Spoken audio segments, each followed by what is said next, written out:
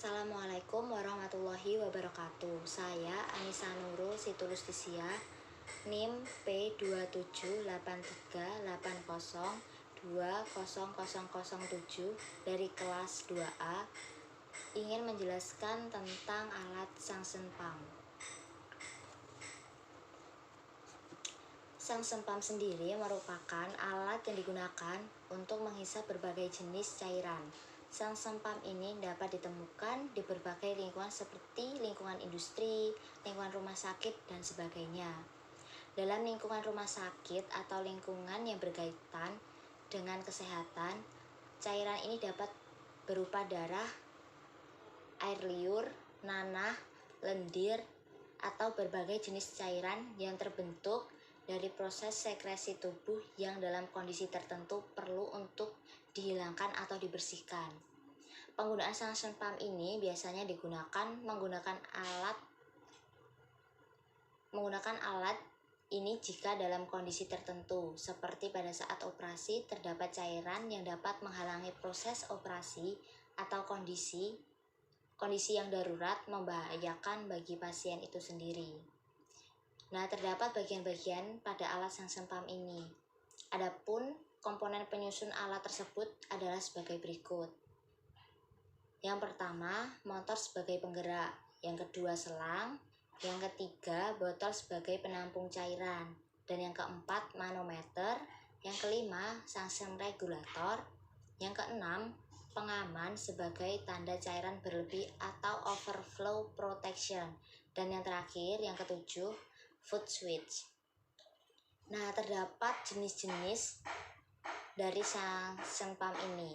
Suction pump ini sendiri memiliki banyak jenis dan tipe, bergantung pada tujuan, lingkungan, dan tingkat tenaga hisapnya. Namun, untuk lingkungan rumah sakit dan sebagainya, jenis-jenis suction pump yang biasa digunakan dapat diperingkas sebagai berikut.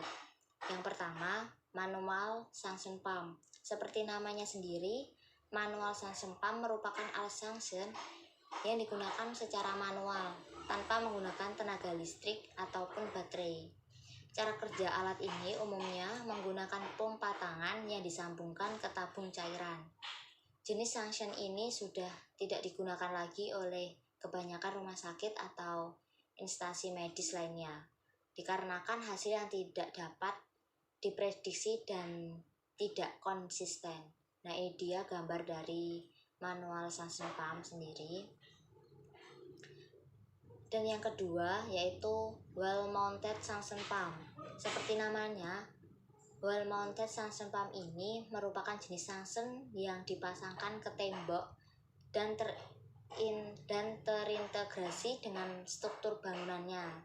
Pada umumnya, suction jenis ini ada pada tempat-tempat yang di mana sang pasien tidak dalam kondisi yang perlu untuk berpindah-pindah. Nah, dapat dilihat ini dia gambarnya dari wall mounted suction pump. Yang ketiga, portable suction pump. Portable suction pump merupakan jenis suction yang menonjolkan segi mobilitas dan fleksibilitasnya. Biasanya, suction jenis ini menggunakan tenaga baterai ataupun listrik.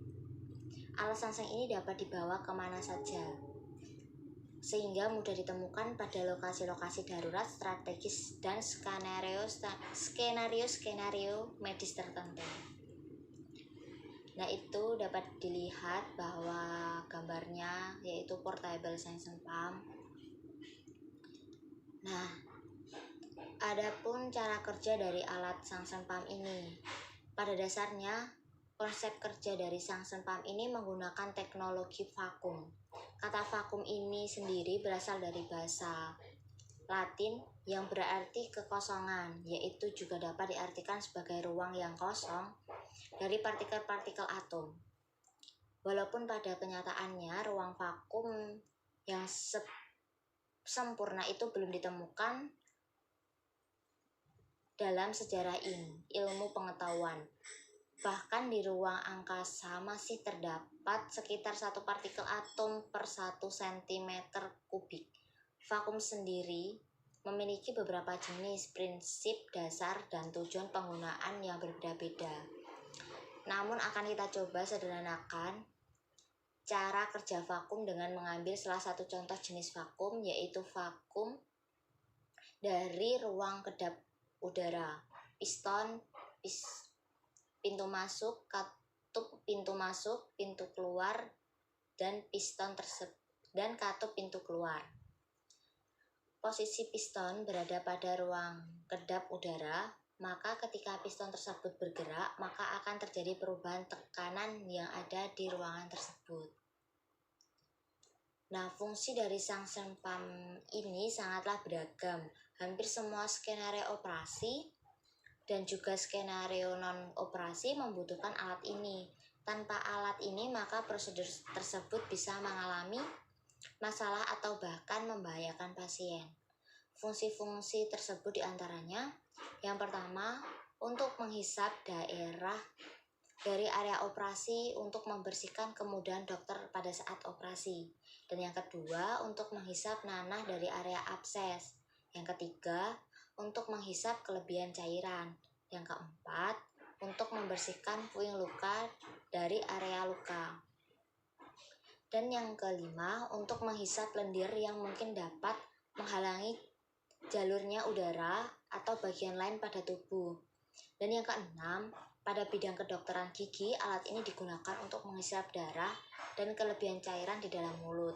Dan yang ketujuh, untuk membersihkan darah dari tengkorak setelah terjadinya pendarahan dalam ataupun luar. Dan yang terakhir, yaitu untuk menghisap cairan dari paru-paru pasien yang memiliki masalah ginjal ataupun penyakit kronis lainnya. Terdapat cara penggunaan alat suction pump ini. Pastikan dan persiapkan alat-alat yang digunakan nantinya dalam proses suction sudah steril dan dapat digunakan dengan baik, seperti kondisi kelistrikan suction unit, catheter, tabung cairan, dan pipa penghubung dalam keadaan baik dan dapat digunakan. Selanjutnya, pastikan hubungan antara suction machine dengan tabung cairan terhubung dengan baik. Hubungkan tabung cairan ke catheter menggunakan pipa. Lakukan percobaan penghisap dengan air bersih. Setelah proses suction telah selesai, maka cabut pipa penghubung antara mesin dan catheter ke tabung cairan. Setelah itu, tutup dengan rapat tabung cairan dan buang atau bersihkan tabung sesuai dengan jenis tabungnya. Dan yang terakhir yaitu lakukan sterilisasi pada catheter dan tabung serta charge ulang suction unit ini jika suction ini menggunakan baterai untuk penggunaan selanjutnya.